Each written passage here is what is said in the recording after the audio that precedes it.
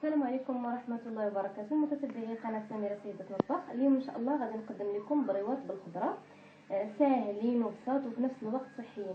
هاد البريوات هادو غادي نحتاج طبعا الورقه ديال البسطيله، يعني نص كيلو هكاك. وان شاء الله في حلقات قادمه غادي نوريكم الطريقه ديال صنع ورقه البسطيله في المنزل. هي طريقه بسيطه بزاف.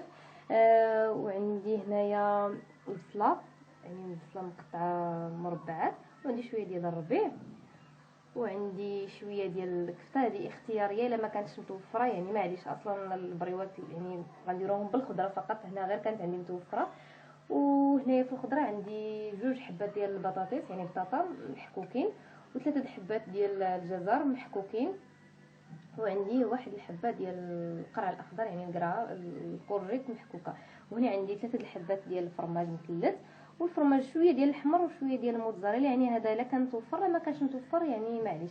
اذا والمقادير والتوابل عفوا ما حطيتهمش هنا، يعني كل واحد وحسب الرغبه ديالو.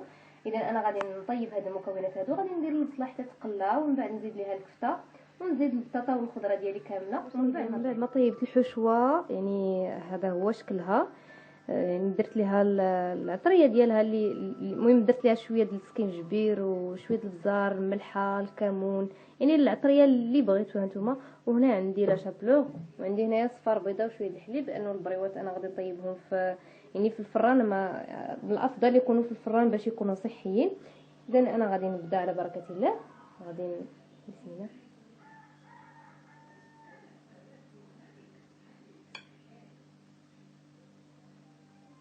على حسب الحجم اللي بغيتوهم نتوما. انا درتهم هنايا شويه متوسطين، وغادي ندير هكا نجمع هاد الشيء باش ما يتحلوش.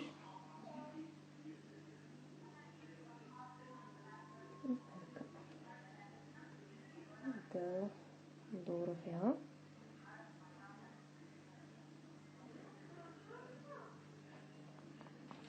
ونحطوها على هاد الشكل هذا، ونصاد معكم واحده اخرى. يعني انا غادي ندير بريوات وفي نفس الوقت ندير لي سيجار، يعني ندير 2 الاشكال. كيف ما هذا غادي ناخذ معلقه اولا معلقه ونص، كما قلت لكم الحجم نتوما اللي تختاروا، يعني بغيتوهم متوسطين بغيتوهم صغيورين بزاف. هاد العمليه نديروها باش ما يتحلوش.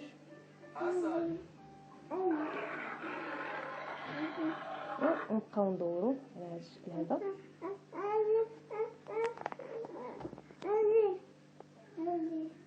كما كتشوفوا معايا.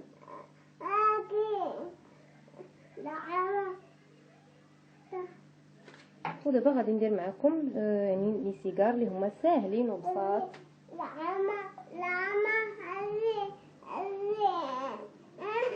تقدروا يعني انا هنايا خلطت مع خليت اذا كما قلت لكم تقدروا تزيدوا يعني ديروا الحشوه وديروا شويه ديال الفرماج الا بغيتوه يبان لكم بزاف، ولكن لا ما كانش اولا يعني ما بغيتوش تكثروا بزاف ديروا كما درت انا. يعني خليت الحشوه حتى طابت، حتى طفيت عليها وزدت عليها شويه ديال الفرماج باش يبان لينا فيها غير المذاق ديالها. وغادي ندير هكا.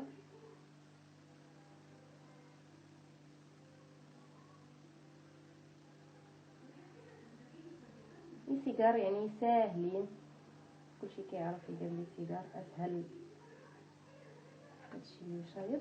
انا غادي نقطعو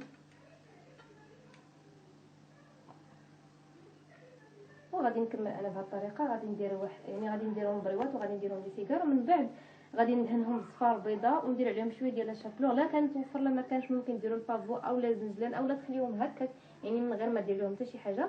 المهم انا غادي نكمل هاد البريوات ديالي ولي سيجار، ومن بعد نتلاقاو ونوريهم لكم. اذا احبائي هادو هما البريوات ديالنا من بعد ما خرجناهم من الفرن. يعني كنت باغا نقطع لكم شي وحده ولكن سخونه بزاف، يعني ديكور بسيط جدا. نتمنى ان شاء الله انهم ينالوا الاعجاب ديالكم. صراحه راه كيجيو زوينين وصحيين في نفس الوقت، لانهم يعني ما طايبينش في الزيت، والحشوه ديالهم بسيطه ورائعه رائعه. ونتمنى ان شاء الله انهم ينالوا الاعجاب ديالكم. وما تنساوش الا عجبكم هذا الفيديو ديروا لايك، ولا كنتوا اول مره كتزوروا القناه اشتركوا في القناه وتفعيل زر الجرس باش توصلوا بكل جديد، وايضا تعاليقكم. والى الملتقى.